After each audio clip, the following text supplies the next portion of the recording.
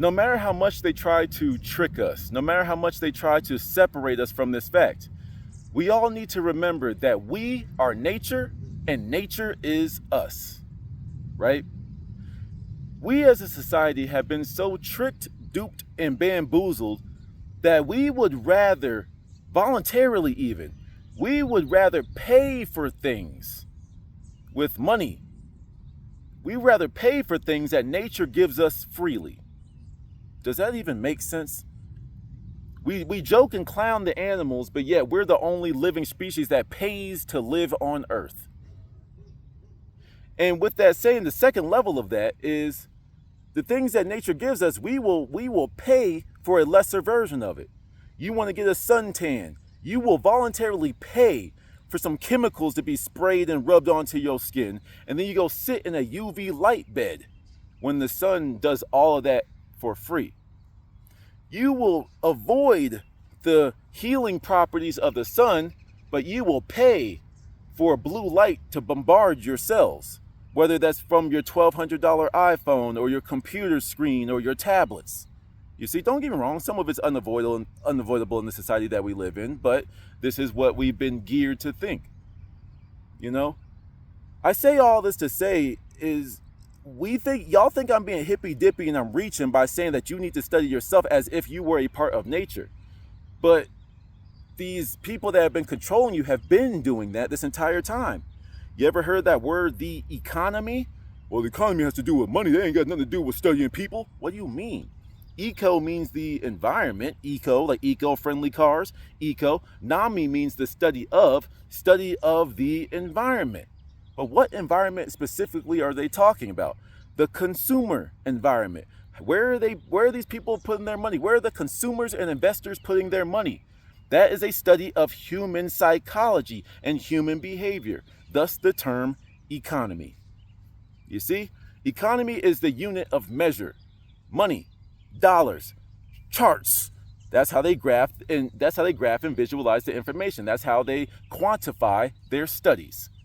But we want to speak more metaphysically. Instead of quantitative data, we want qualitative data.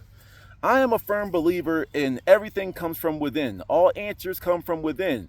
But if you need some type of external validation, if you need some type of external tool to help you learn about yourself in a deeper way, I highly recommend nature, right? Nature by itself is complete.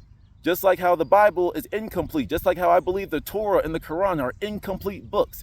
Incomplete and or changed, and you can't fight me otherwise. You know what I'm saying? I have my beliefs, you have yours. How about you study that is whole, is complete? Nature. No man had any interaction with nature. Nature was. We are the byproduct of nature, so study the original first. That's just my humble belief.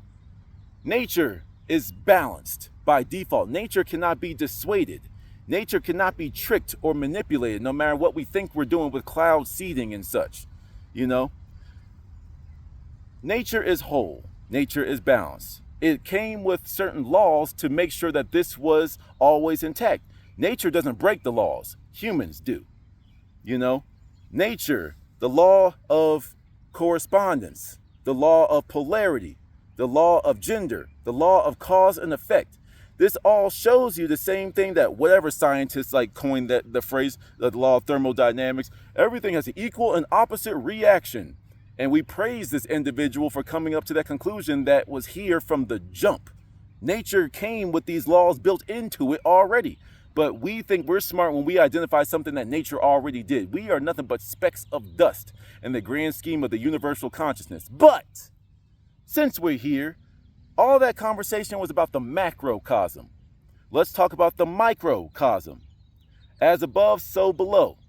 What's in the macrocosm will outpicture itself in the microcosm and vice versa. Everything is linked, everything is joined, everything is unified. Unified consciousness is what we are all moving back to, right? But while we are in this microcosm, we need to make sure that we stay on the same path so we align ourselves with the frequency of the new world that is coming. You know, you have to ask yourself, if I'm going to use some external thing to help me learn more about myself, what should I use for this example? Well, let's use water. There's always this split, and no matter how you chop up the pie, there's always a positive and negative. There's always two halves to the slice, to the slice, to the slice, to the slice. You can cut everything in half. But right now we are dealing with a whole society that can't think for themselves. In my previous video I just recorded, I talk about how a lot of these people have Stockholm syndrome. They've been indoctrinized into a certain way of their captor, and when you try to break them out of the mindset of their captor, they can't think past that little gate that they were put in. You know what I'm saying? But we can. And was using nature's analogy to show us how we can never get apart from nature. You know, nature has rough currents and smooth currents. You know, nature, whether it's shallow water or deep water, these are part of the same body, but there's shallow and there's deep. The shallow thinkers can be dissuaded. Their thoughts change with what's popular. Their thoughts change with no matter where the world takes them. You know what I'm saying? Where the wind blows, that's where they go. Wherever it goes, if you left, I'm going left. Right, I'm going right. But deep waters don't move. You know what I'm saying? It's like in the shallow waters, the dolphins and the whales, they're breaching the water. They're piercing the veil, going up and down, up and down. The aquatic life in the deeper waters, they have a different set of behavior. Most of the time, they're just cruising, just chilling. You know what I'm saying? Because they don't have to worry about currents. They don't have to worry about the riptides. They don't have to worry about that because in the deep water, everything is stable. So too should be your mind. We have shallow surface level thinkers and we have deep thinkers. We have people that look at the symptoms and the causes of everything, and we have people that said, what caused that cause? What caused that to happen? What universal phenomenon made this happen? What are the mechanics? How can I replicate this? This is what the deep thinkers do. We are still in our analysis. We're not pissed off when we hear opposing views. We more so welcome it. We add it to our already stable mind to see what else we can do in that new paradigm, in that new piece of information. Shallow thinkers, they tend to dissolve like the bubbles that happen in seawater. The sea foam starts to form up all the bubbles and it just dissipates and is on to the next current and the next current and the next current. We're down here. You know what I'm saying? We chilling. We're in the deep blue.